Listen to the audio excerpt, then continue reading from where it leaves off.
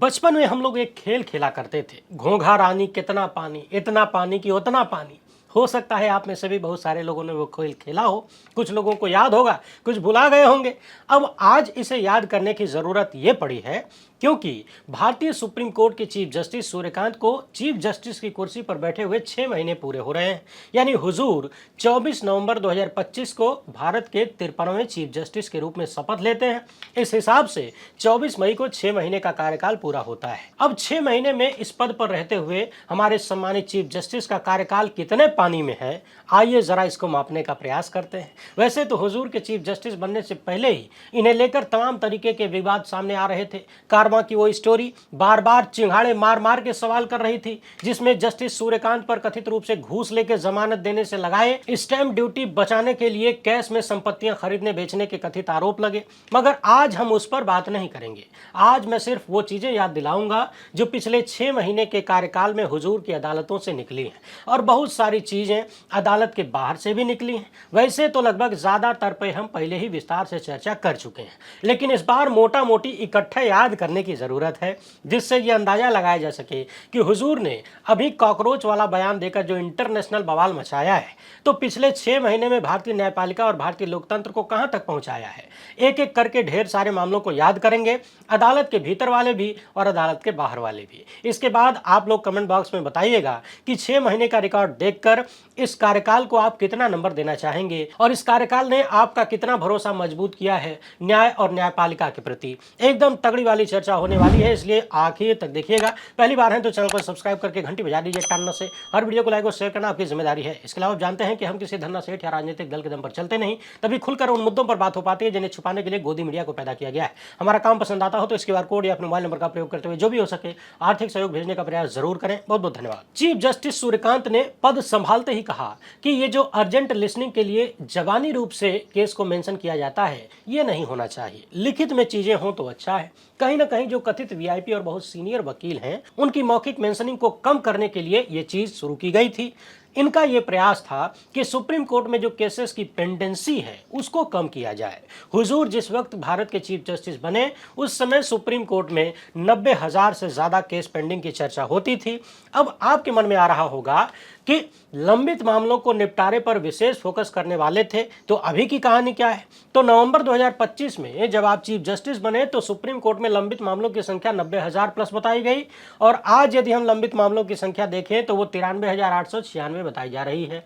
इसमें 73,000 से ज्यादा मामले सिविल और 20,000 से ज्यादा मामले क्रिमिनल केसेज हैं। यानी हुजूर जब चीफ जस्टिस बने तब पेंडेंसी 90,000 प्लस थी, और अब वो पेंडेंसी लगभग 94,000 के आसपास पहुंच रही है। यानी पेंडेंसी घटी नहीं बल्कि कई हजार बढ़ गई है। अब चूंकि हम लोग बात लोकहित इंडिया पर कर रहे हैं तो लोगों के हित की चर्चा ही करेंगे। लोगों को हुजूर के आने से क्या मिला, तो समझने वाली बात यह है कि अमृत काल में लोकतंत्र को लेकर जो सबसे बड़ी और गंभीर चिंता पैदा हुई वो साल 2025 में हुई, जब चुनाव आयोग ने ज्ञानेश कुमार ने स्पेशल इंटेंसिव रिवीजन करने का ऐलान किया। इस रिवीजन ने सीधे सीधे करोड़ों भारतीयों का वोटिंग राइट छीन लिया। बिहार से लेकर पश्चिम बंगाल तक जिस तरीके से इसे किया गया और जैसे परिणाम आए वो लगातार सवालों के घेरे में है। तो समझने वाली बात यह है कि चुनाव संबंधी मामला यानी SIR और वोटर लिस्ट का यह केस सुप्रीम कोर्ट के चीफ जस्टिस के बेंच में गया। लोगों ने कहा कि देश के बहुत सारे गरीब, दलित, मुस्लिम, प्रवासी और कमजोर वर्गों के लोग वोटर लिस्ट से बाहर हो जाएंगे हुजूर, उनका संवैधानिक अधिकार छीन जाएगा।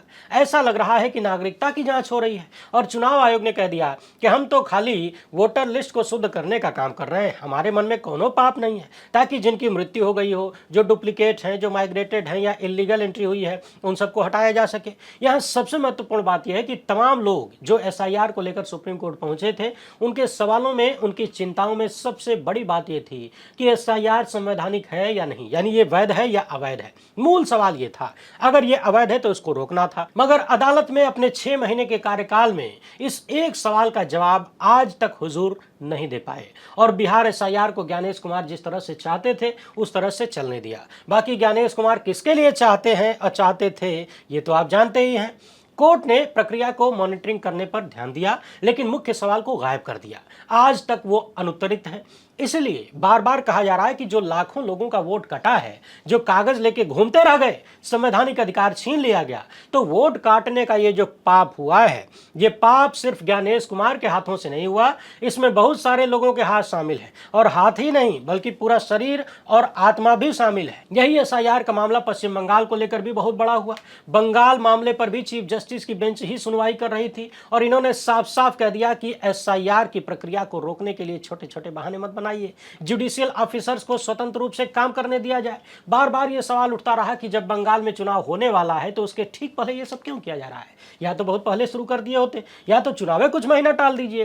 क्या इमरजेंसी है? धरती पलटने वाली है क्या? और जब पलटने ही वाली है तो चुनाव करा के क्या कर लेंगे? मगर नहीं, बंगाल में लाखों लोगों के वोटिंग राइट छीन लिए गए, 90 लाख से ज्यादा वोट काटे गए, 27 लाख लोगों ने अपील किया था, उनकी अपील की सुनवाई बिना ही उनको सजा दे दी गई, उनका वोटिंग राइट छीन लिया। और याद करिए, बिहार के चुनाव से पहले भी और बंगाल के चुनाव से पहले भी मैंने बार बार कहा था कि सारा टारगेट यही है। जल्दबाजी गलती से नहीं हुई, बल्कि जल्दबाजी जानबूझकर की जा रही है।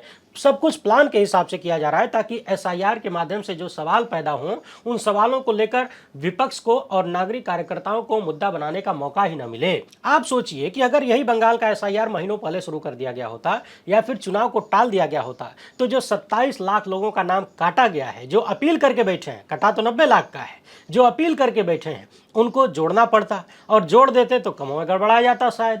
इसीलिए जल्दबाजी में सब कुछ किया गया। अब देखिए कि दनादन बिहार में भी वही काम हुआ, पश्चिम बंगाल में भी वही काम हुआ। लाखों लोगों का वोटिंग राइट छीन के चुनाव करा दिया गया, चुनाव परिणाम आ गए, और तो बेशर्मी की हद तो तब पार हो गई जब देश की सबसे बड़ी अदालत में बैठे एक जज साहब कहते हैं कि अरे अगली बार वोट दे लेना, इस बार नहीं दे पाओगे तो इसका मतलब ये थोड़ी है कि हमेशा के लिए वोट नहीं दे पाओगे। सोचिए, भाजपा की सत्ता बन गई बंगाल में, बाकी असम में किस तरीके से तांडव किया गया ये तो आपने देखा ही है। समझने वाली बात यह है कि ज्ञानेश कुमार इस तरह के जितने भी तांडव जहां भी करते हैं उसका सीधा लाभ भारतीय जनता पार्टी को होता है। और तो और सोचिए कि पश्चिम बंगाल में एक हाई कोर्ट के पूर्व जज का नाम काट दिया, जिनका सैकड़ों साल का इतिहास है मुगलों का, उनके परिवार के लोगों का नाम काट दिया। और तो और जो लोग चुनावी ड्यूटी में थे उनका नाम भी काट दिया, वो भी गए सुप्रीम कोर्ट, तो उनसे कह दिया कि नीचे जाके अपील कर लीजिए। और बाकायदा न्यायपालिका ने अपने जजों को ड्यूटी पर लगा दिया एसआईआर करवाने के लिए, ताकि उठने वाले सवाल और विवाद थोड़े कम हो जाए। यानी जजों का अपना काम छुड़वा के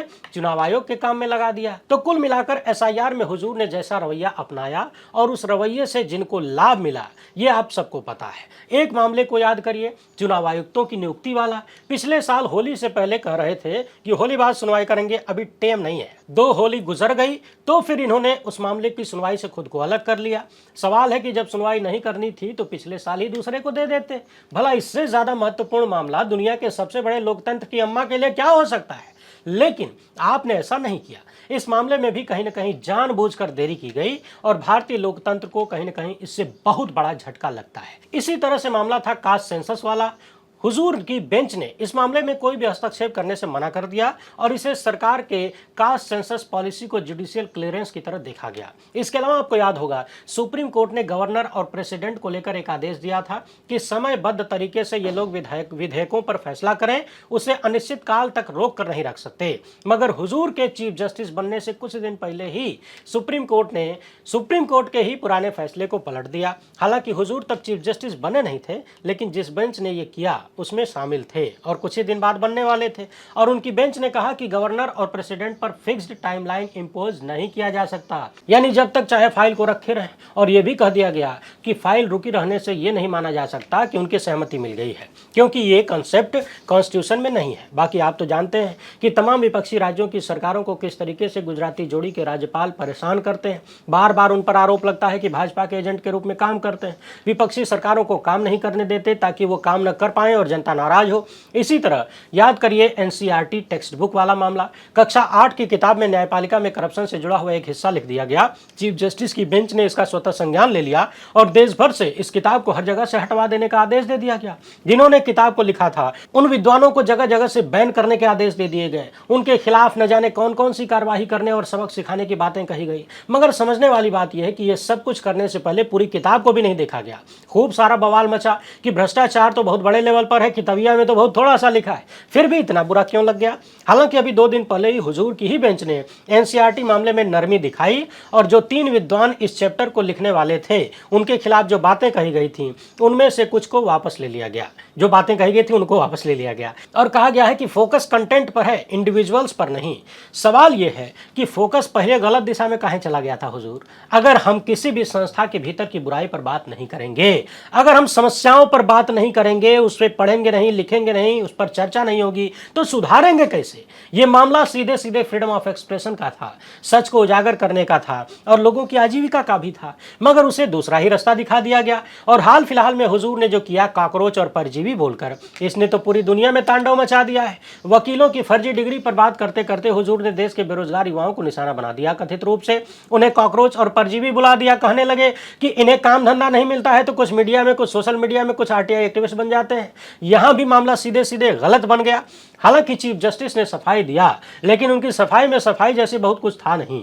चौतरफा चर्चा हो रही है कि इस पद पर बैठकर व्यक्ति को ऐसी बातें बिल्कुल नहीं बोलनी चाहिए। सुप्रीम कोर्ट के ही तमाम जज और वकील आलोचना कर रहे हैं, खुल के माफी की मांग कर रहे हैं। अब याद करिए, हुजूर के कार्यकाल में ही देश भर में कई ऐसे मामले हुए जहां भाजपाई सिस्टम के खिलाफ जजों ने आदेश दिया तो उन्हें कहीं ना कहीं अपनी ही संस्था से सजा मिली। उत्तर प्रदेश में संभल के एक जज ने यूपी पुलिस के कुछ अफसरों के खिलाफ एफआईआर की और जांच के आदेश दे दिए तो यूपी पुलिस के अधिकारियों के खिलाफ एफआईआर नहीं हुई, बल्कि उल्टे जज का ट्रांसफर कर दिया गया। राजस्थान में प्रधानमंत्री के परम मित्र की कंपनी पर एक जज ने जुर्माना ठोका, जांच के आदेश दिए तो दनादन उनका भी ट्रांसफर कर दिया गया। दूसरी अदालत ने फैसले पर रोक लगा दिया। मध्य प्रदेश के हाईकोर्ट जज जस्टिस अतुल श्रीधरन की बात तो आपको याद ही होगी। उन्होंने भाजपाई मंत्री के खिलाफ आदेश दिया जब भाजपा के मंत्री ने कर्नल सोफिया कुरैशी को आतंकवादियों की बहन बुलाया था, तो यह भी भारतीय न्यायपालिका को पसंद नहीं आया और जस्टिस अतुल श्रीधरन का ट्रांसफर बदल के कहीं और भेज दिया गया। उनकी सीनियरिटी खराब कर दी गई। यानी पिछले 6 महीने में यह बार बार दिखा कि कोई भी जज,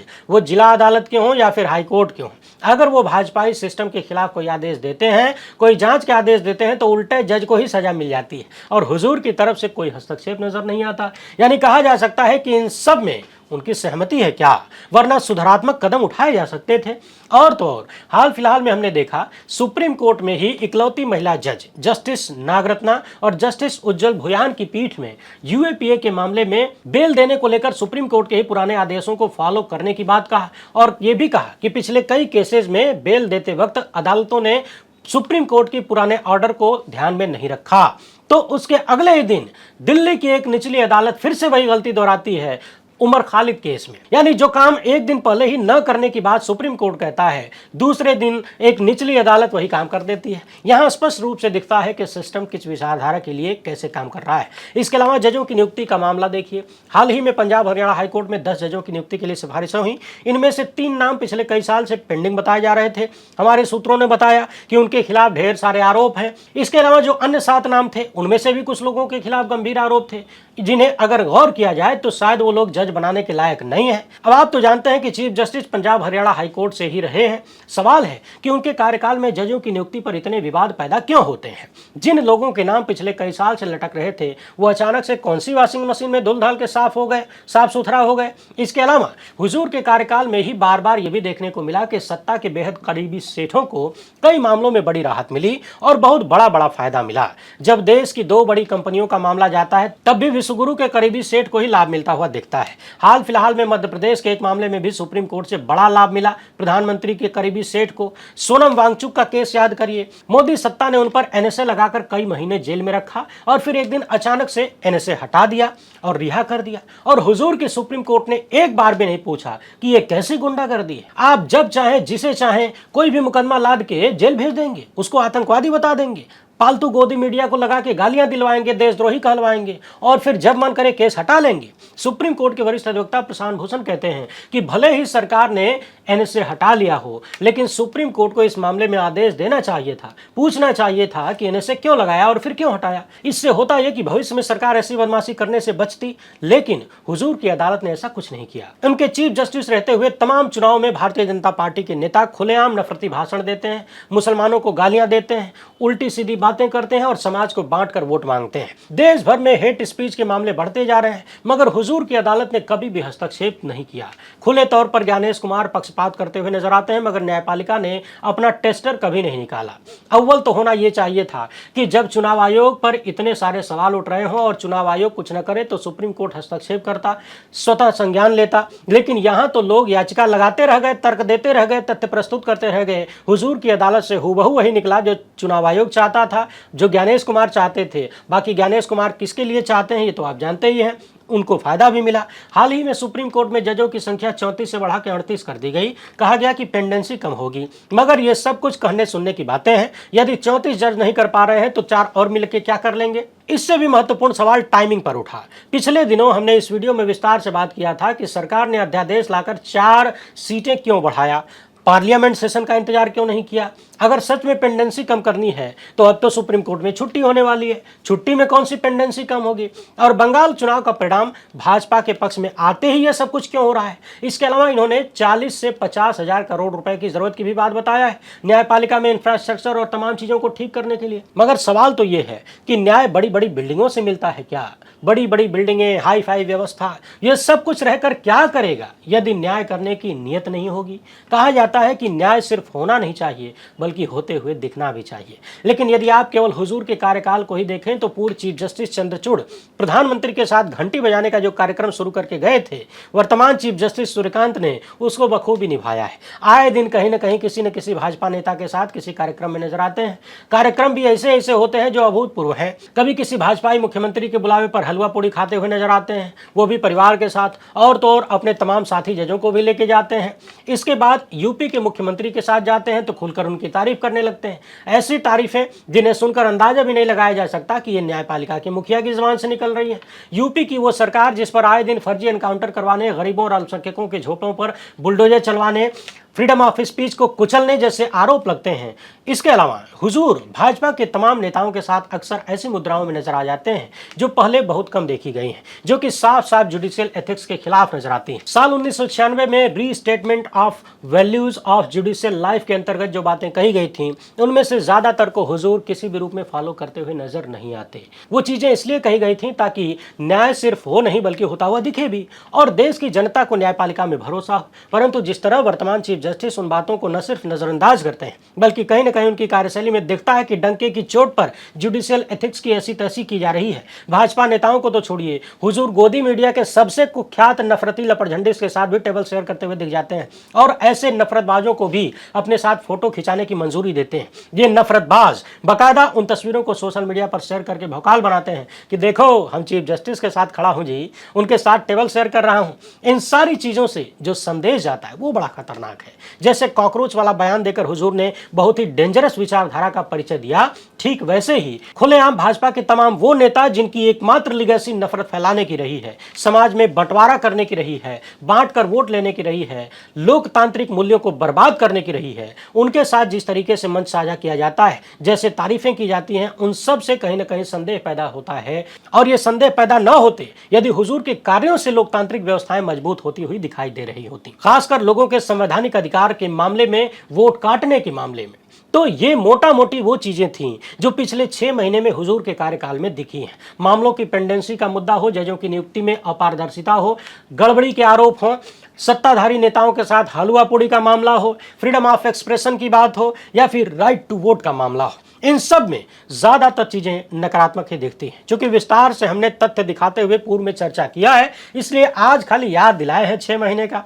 अब ये 6 महीने का रिपोर्ट कार्ड देखकर आप कितना नंबर देते हैं ये आप पर निर्भर करता है। कमेंट बॉक्स में बताइएगा 10 में से कितना। वीडियो पसंद आई हो तो ज्यादा लोगों तक पहुंचाएं। पहली बार है तो चैनल को सब्सक्राइब कर लीजिए। हमसे जुड़ने के लिए बहुत बहुत धन्यवाद। जय हिंद।